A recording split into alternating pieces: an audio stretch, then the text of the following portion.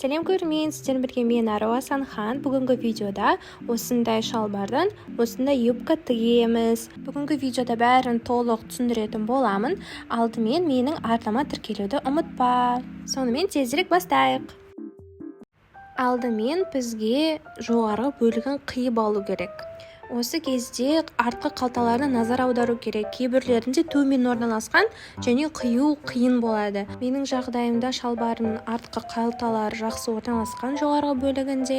Сондықтан жай ғана астынан тура қидым. Сол кезде идеальный ұзындық шықты. Сондықтан менің жағдайымда өте оңай болды. Ал сіз болса назар аударыңыздар. Біз юбка тігіп жатқандықтан біз бұт жақтағы тігістің үстінен қиямыз. Сол кезде бізде жақсы ұзындық шығады. Осылай әдемілеп қиып алдым. Енді екі шеті бірдей болу үшін ортасынан осылай бүгіп алып қиямыз. Сол кезінде екі жақ бірдей болып түзу қиылады. Осылай біздің юбкамыздың жоғарғы бөлігі дайын болды. Байқасаңыздар, менің артқы жағым ұзынырақ болды. Маған өзіме сондай керек. Сіз өзіңізге ыңғайландырып түзу қисаңыз да болады. Енді астыңғы бөлігіне көшейік. Ал енді қалған бөліктен, яғни аяқтарынан бізге бірдей 4 мата қажет. Осылайша екі шетін қиып, бізде 4 бірдей мата шығады. Менде бәрін бірдей етіп қиюға арналған құрылғы жоқ. Ұзын сызғыш сияқты көмектесетін құрылғылар жоқ. Сондықтан мен столға денені өлшейтін гибкий сызғыш сияқты өлшейтін нәрсені жабыстырып қойдым, бірақ ол маған тым көмектеспеді. Сондықтан бәрін булавкамен біріктіріп, просто қиып бастадым. Осылайша бізде 4 бірдей ұзын мата шықты. Енді осы 4 матамызды шеттерін тігеміз. Осындай бізде ұзын бір мата шығу қажет. Келесі қадам осы ұзын матамыздың бір шетін бүгіп, түзу етіп тігу керек. Себебі қарап отырсаңыздар, жіптері шығып кеткен және ол әдемі емес болып тұрады. Сондықтан бүгіп алып, осылай бәрін бірдей етіп тігеміз. Менде тігін машинасы жоқ, сондықтан бәрін өз қолыммен тіктім.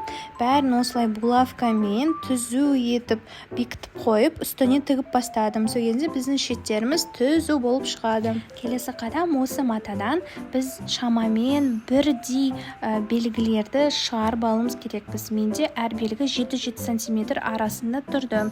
Осылай бірінші өлшейміз 7 см, сосын солай белгілеп аламын. Енді ең маңызды қадам ол осы белгілер арқылы видеодағыдай бүгіп алу. Яғни бірінші белгіден екінші белгінің үстіне барып бүгеміз. Сол кезде бізде бірдей бүгілген бөліктер шығады. Яғни әр 7 сантиметрлік бөліктерді осылай алдыға шығарамыз. Осылай және булавкамен бекітіп аламыз. Осындай бізде әдемі бүгістер шығу қажет. Осылайша матаның соңына дейін осылай істеп шығамыз. Менің жағдайымда барлық ұзындық тура сәйкес келді. Ешқандай мата артық та, ешқандай мата керек те болған жоқ. Сондықтан примерно өлшеп алыңыздар. Менде 7 сантиметрден идеально шықты. Ал енді осы юбкамыздың екі бөлігін қосып тігу керекпіз. Ол үшін біз терісінен аударып алып тігеміз. Соңына дейін алдында, артында тоқтамай мен кәдімгідей тігіп шықтым. Соңына қарай менде бірнеше сантиметр артық болып қалды. Оны жай ғана тоже белдемшеге тігіп қоса салдым. Қатты білінбейді, так что бәрі окей. Осылайша біз юбкамыздың етегі дайын болды. Тағы да қарап алсаңыздар болады. Барлығын соңына дейін просто осылай тіге салдым. Осындай бізде юбка шықты, өте оңай.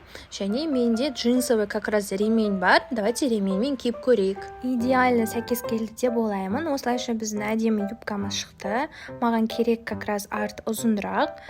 Сіздер де осылай тіге аласыздар. Өте оңай, ешқандай тігін машинасы да қажет болмады. Небәрі бір күн ішінде тіге аласыздар. Тіксеңіздер, міндетті түрде мені белгілеңіздер, немесе маған жіберіңіздер, жарайды ма? И, конечно же, міндетті түрде менің осы YouTube арнама және Instagram'a тіркеліп кетіңіздер. Сіздермен болған мен Аруа Санхан. Сау болыңыздар. Пока-пока.